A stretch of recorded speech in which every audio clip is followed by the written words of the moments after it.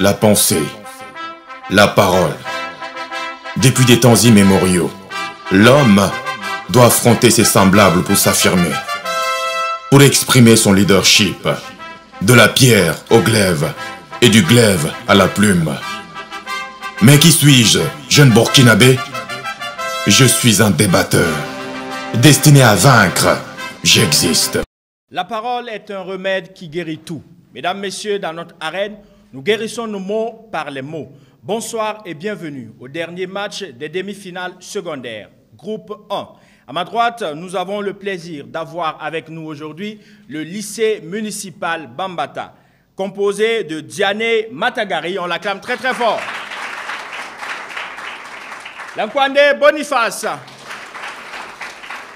et de Ilboudo Chérifatou. À ma gauche, nous avons le complexe scolaire Notre-Dame de l'Espérance, composé de Sinaré Claver, Wangawa Ashley et de Goba Laetitia. Pour évaluer la prestation de nos différents débatteurs, nous recevons aujourd'hui comme président du jury M. Inoussa Kirakoya. Il est maître de cérémonie, formateur en art oratoire, promoteur de l'initiative Voix de paix, manager général de l'agence de communication Inocom Faso. Il sera avec M. Abdoulaye Sebgo, qui est doctorant en géographie physique et coach formateur en art oratoire. Et pour terminer, M. Narcisse Sanou, coach de l'équipe championne catégorie supérieure de l'édition 2023. On l'acclame également.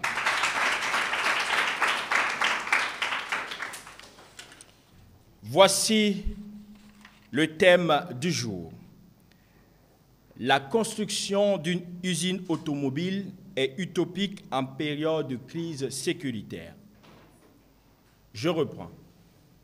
La construction d'une usine automobile est utopique en période de crise sécuritaire. Mesdames, Messieurs, inutile de vous faire attendre encore plus longtemps. Chers débatteurs, soyez éloquents et persuasifs. Libérez la parole. Mesdames, Messieurs, que le débat commence.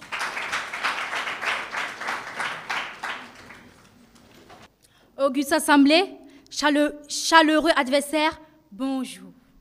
À l'honneur Diané Matagari Djomoti.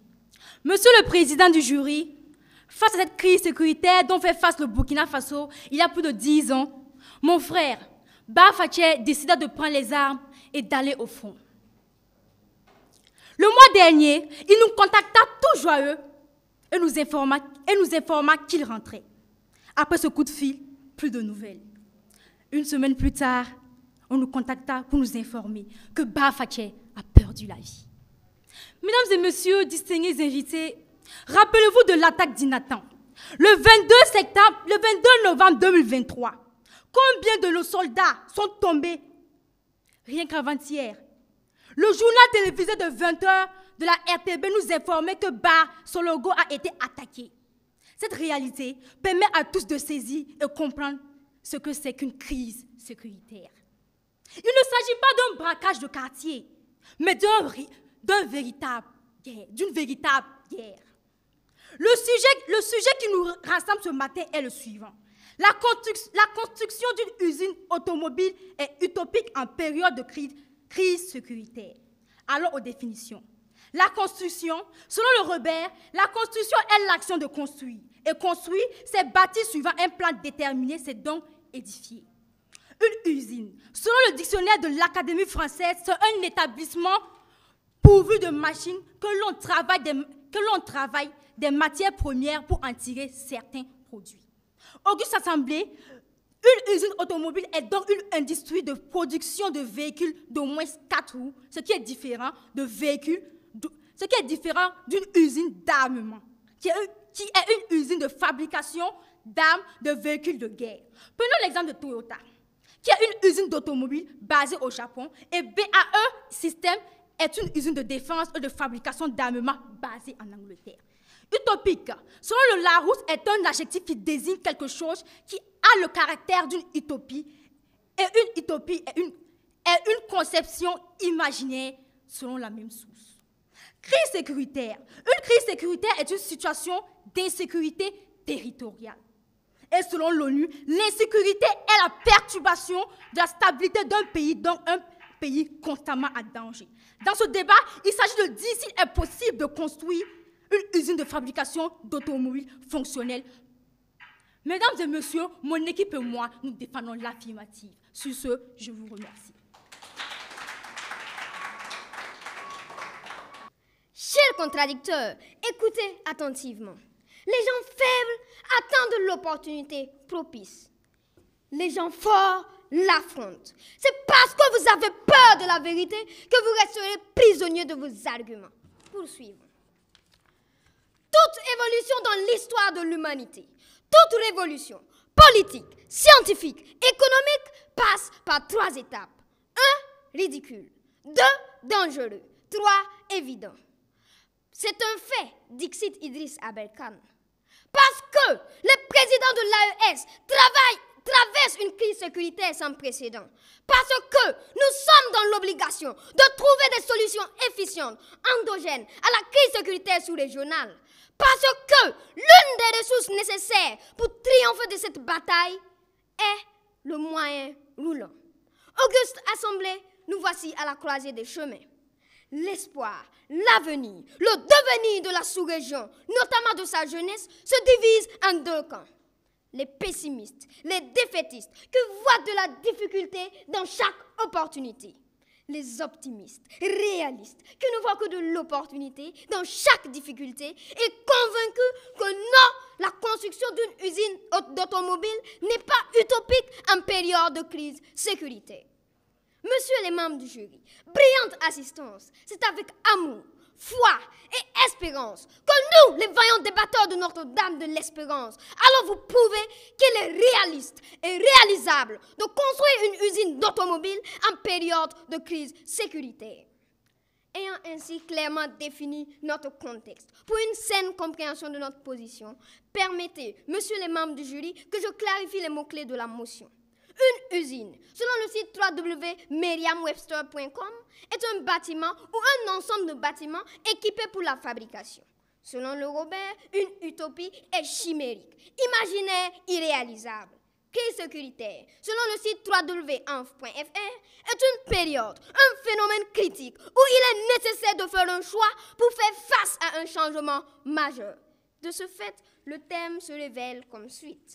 La construction de bâtiments équipés pour la fabrication d'automobiles est irréalisable durant une période sécuritaire critique.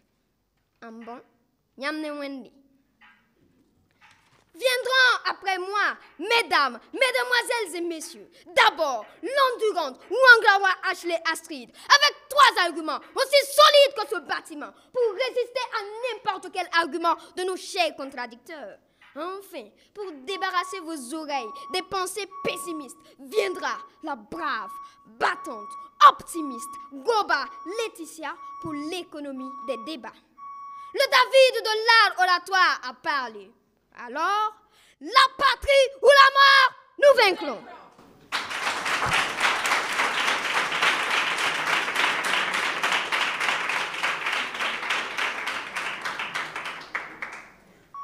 Mesdames, mesdemoiselles et messieurs, il y a un proverbe africain qui dit que celui qui a vu le lion et celui que le lion a vu n'ont pas la même manière de courir. Dans cette situation, je vous pose juste une simple question. Dans cette situation, peut-on qualifier un acte d'optimisme ou de pessimisme? La seule solution dans ce débat, la seule solution dans cette situation était de se réfugier pour trouver d'autres solutions appropriées pour venir combattre l'objectif. Dans ce débat, on cherche à savoir si la construction d'une usine automobile en période de crise sécuritaire est réalisable ou pas. On ne cherche pas à savoir si construire des automobiles est bénéfique ou pas. Que les choses soient claires. La fabrication de véhicules en temps de guerre est quelque chose d'irréalisable. Pourquoi? Parce que de un, pour d'abord construire des véhicules, il faut d'abord avoir des hommes. Et les hommes pour construire ces véhicules sont indisponibles en temps de guerre. Je m'explique.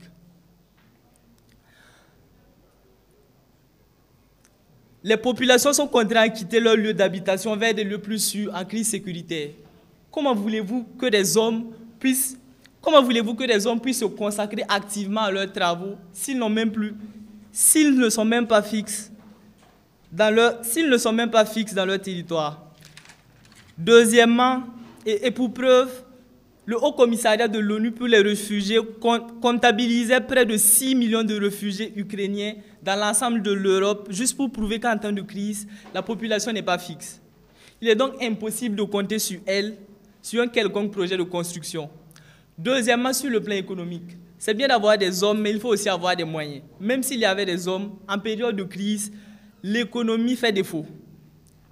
Toutes les ressources économiques du pays sont concentrées pour résoudre la crise sécuritaire. La guerre coûte cher et la majeure partie des ressources financières est orientée vers le volet sécuritaire. Pour preuve et en illustration, d'après la publication du journal Le Monde, le 22 juillet 2024, la dette de l'Ukraine s'élevait à 20 milliards de dollars. Une dette pour résoudre d'abord cette crise sécuritaire. Comment voulez-vous planifier une construction d'usine si vous n'avez pas d'abord les moyens nécessaires pour le faire? Troisièmement, sur le plan sécuritaire, les conditions sécuritaires ne sont pas remplies pour permettre un bon déroulement des travaux de construction, ce qui rend impossible toute idée de construction. Pour construire une usine, il faut d'abord avoir un espace délimité et sécurité, ce qui fait défaut en période de crise, car tout risque d'attaque est constamment fréquent. Et pour preuve, d'après la publication du journal Le Monde, des frappes massives en Russie ont visé les infrastructures énergiques en Ukraine, obligeant les autorités à imposer des coupures de courant. Et ça s'est juste passé hier lundi. Mesdames et messieurs, c'est bien de vouloir construire, mais la paix d'abord. En crise sécuritaire, la paix d'abord, les affaires ensuite, le bonheur enfin, c'est une suite logique. Nous ne sommes pas en train de dire qu'une usine est inutile pour le progrès et le développement d'un pays. Nous sommes juste en train d'affirmer qu'actuellement, à l'heure d'aujourd'hui, pendant que des populations sont en train de souffrir, pendant que des hommes meurent, il n'est pas l'heure de penser à un projet de construction, mais de penser à sauver la vie de tout un chacun. Que Dieu vous bénisse.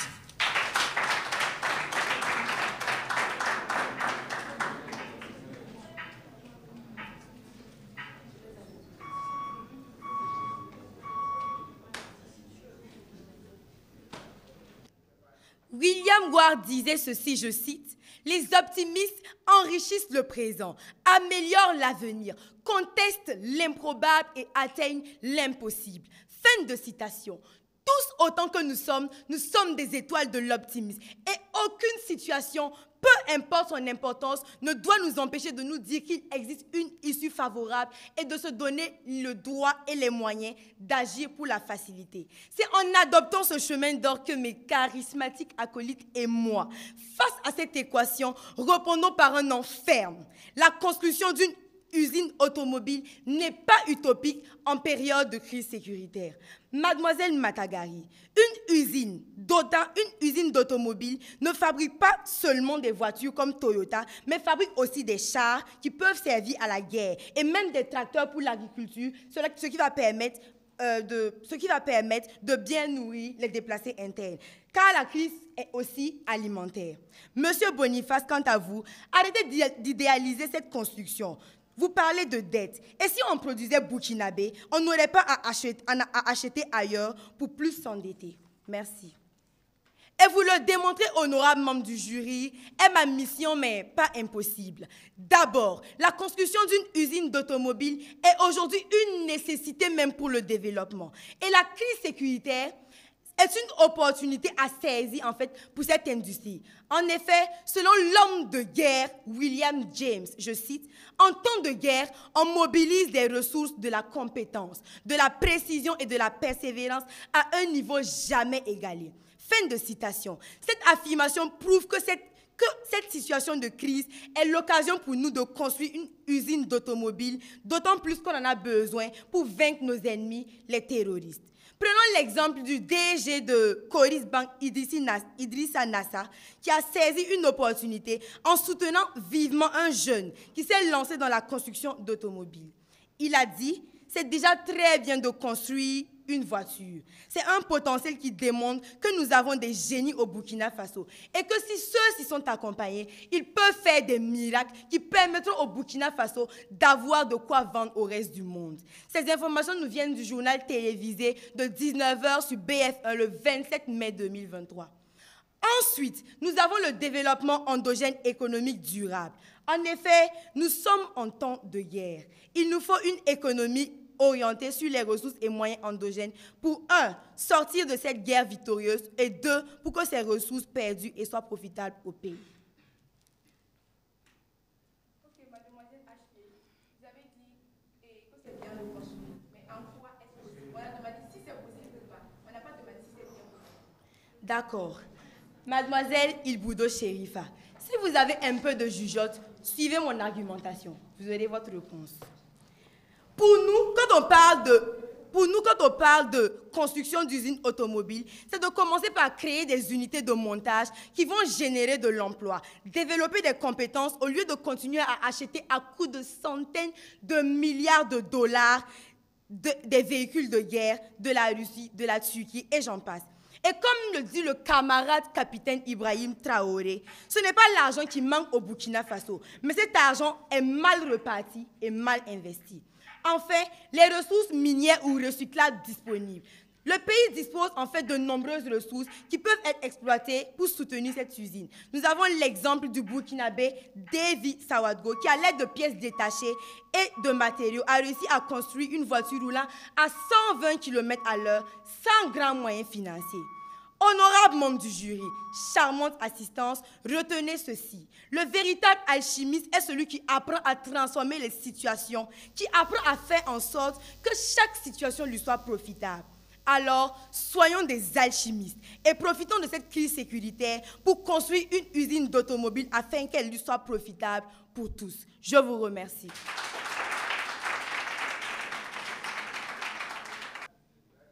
Mesdames, mesdemoiselles et messieurs, il faut que les choses soient claires. Dans ce débat, il n'a jamais été question de savoir si construire une usine d'automobile en période de crise sécuritaire est bien ou pas. Il est question de savoir s'il est possible de le faire, oui ou non. Mesdames, mesdemoiselles et messieurs, bonjour. Le thème qui fait l'objet de débat ce matin est simple. La construction d'une usine est utopique en période de crise sécuritaire. Pour ou contre? Mon équipe, les Black Panthers des débats oratoires, défendant la positive. Et c'est dans ce contexte qu'est venue notre première intervenante, Diane Matagari Djomotigi, avec des définitions claires et limpides comme l'eau de roche. Et pour clarifier notre position, elle a reformulé la thématique comme suit. La fabrication de véhicules est illusoire en période de guerre. À sa suite est venu notre deuxième intervenant, M. Lankwane Boniface, avec 3 arguments, notamment sur le plan humanitaire, sécuritaire et économique. Sur le plan humanitaire, il a montré qu'il y aura un déficit de main-d'œuvre. Deuxièmement, sur le plan économique, il a expliqué qu'en période de guerre, l'économie coûte cher. Et troisièmement, sur le plan sécuritaire, il a démontré que les conditions ne sont pas réunies pour permettre un bon déroulement des travaux. À présent que j'ai fait la synthèse des arguments de mes coéquipiers, place à la synthèse des arguments de nos adversaires. D'entrée en matière, leur introducteur est venu avec une contextualisation qui n'a pas sa place ici dans le débat, puisqu'il est venu soutenir du pessimisme et de l'optimisme, alors que là, ce n'est pas le cas. C'est de savoir si c'est possible ou pas. Après son passage, ce fut le tour de leur développeur qui nous a apporté des arguments trop tirés par les cheveux. Elle nous a dit que c'est bien de le faire et qu'il y a des usines qui fabriquent des chars, des usines d'automobiles qui fabriquent des chars. Quelle usine? Preuve. Quelle preuve? Vous ne nous avez pas donné une preuve. Vous nous avez dit qu'il y a des usines d'automobiles qui fabriquent des chars et des armements. Mais lesquelles? Dites-nous s'il vous plaît. À présent que j'ai fait toutes les synthèses, je m'en vais, je continue. Auguste Assemblée, dans ce débat, il s'agissait de dire si oui ou non il est possible de construire une usine de fabrication d'automobiles fonctionnelles, chose que nos chers adversaires n'ont pas pu faire. Mademoiselle Ashley, s'il vous plaît, pourquoi vous ne souriez pas? Faites-le, ça vous rajoutera un peu de charme. Merci. Auguste Assemblée, je vous remercie.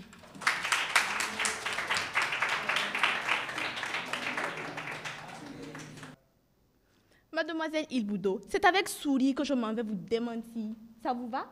D'accord. Ma coéquipière n'a jamais mentionné que des usines produisaient des automobiles au Burkina Faso, mais a énoncé le nom de 2 braves ingénieurs qui, à l'aide de peu de moyens, ont réussi à accomplir ce projet que vous pensez utopique. Bien. La guerre, disait Philippe Bovard, donne de l'avancement à ceux qui ne reculent pas. Et c'est parce que nous sommes décidés à avancer et refusons de reculer que mes coéquipiers et moi faisons preuve du courage et de l'audace nécessaires pour affirmer que la construction d'une usine automobile n'est pas une utopie, et ce, malgré le contexte sécuritaire que traverse notre pays, le Burkina Faso. Honorables membres du jury, chère assemblée, contradicteurs, bonjour. De part et d'autre, ils ont parlé. Mes yeux ont vu, mes oreilles ont entendu, et ma bouche saura dire fidèlement ce que mes yeux ont vu et mes oreilles ont entendu. Place à la synthèse. D'entrée de jeu, les champions de la Ligue des pessimistes se sont présentés à la personne de mademoiselle Diani, espérant faire des passes décisives avec l'histoire très touchante d'un de nos soldats tombés au front. Mademoiselle Matagari, cela aurait dû vous motiver à accepter le fait que des mesures fortes doivent être prises, notamment la construction d'une usine automobile, car les chars de combat, c'est des automobiles. Et c'est pour vous présenter ces condoléances que notre David de l'art oratoire, Claver Sinaré, arriva avec une contextualisation fluide dans une contextualisation limpide, donnant ainsi naissance à la reformulation optimiste suivante. La construction de bâtiments dédiés à la fabrication d'automobiles est dans cette période de menace sécuritaire tout sauf une utopie. Contrairement à ce que le FC Mauvaise Foi a tenté de nous faire passer dans les filets de la raison, avec des tirs peu assurés de M. Lankwandé, M. Boniface, les dizaines révolutionnaires sont celles qui appliquent tout simplement le bon sens. Si, même pas pour financer cette guerre, les taxes sur la bière ont rendu les buveurs consommateurs VDP, pourquoi seul, avec du réalisme, cette action ne pourrait pas se reproduire pour cette cause bénéfique? N'accusez pas le manque de moyens financiers, je vous prie, car même notre président le dément. Mes chers contradicteurs, comme tous les...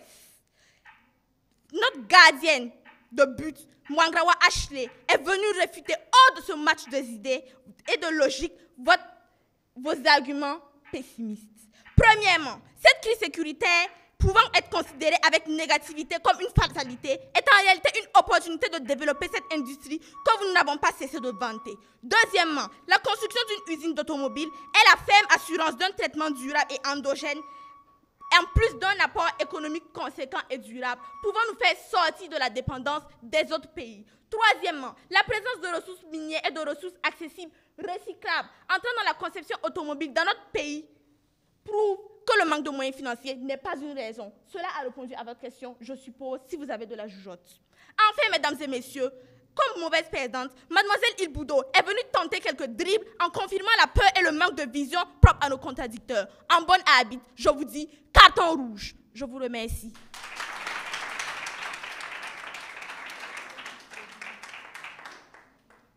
C'est le dernier match du groupe. Les deux équipes se battent pour espérer se créer une place en finale. Mesdames et messieurs, pour leurs efforts, on va applaudir pour eux, s'il vous plaît.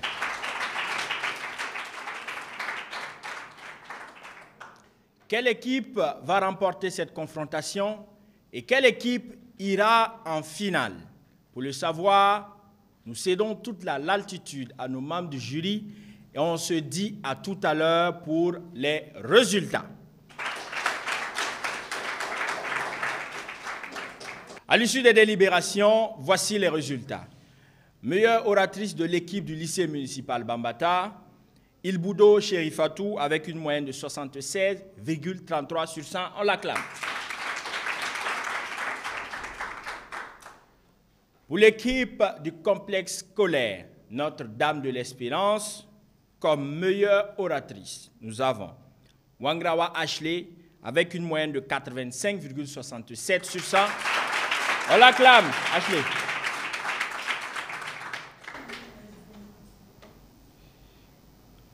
En ce qui concerne la moyenne des deux équipes, une équipe totalise une moyenne de 72,44 sur 100 et une autre équipe obtient une moyenne de 83,22 sur 100. L'équipe qui remporte la confrontation est l'équipe du complexe scolaire Notre-Dame de l'Espérance.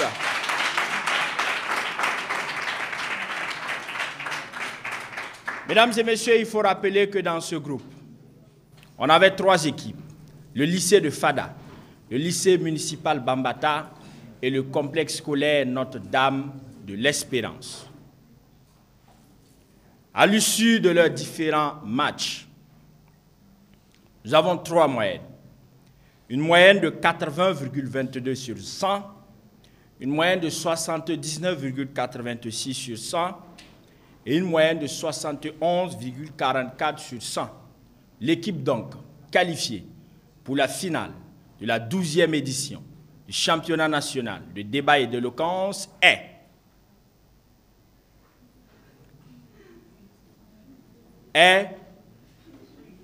le lycée de Fada.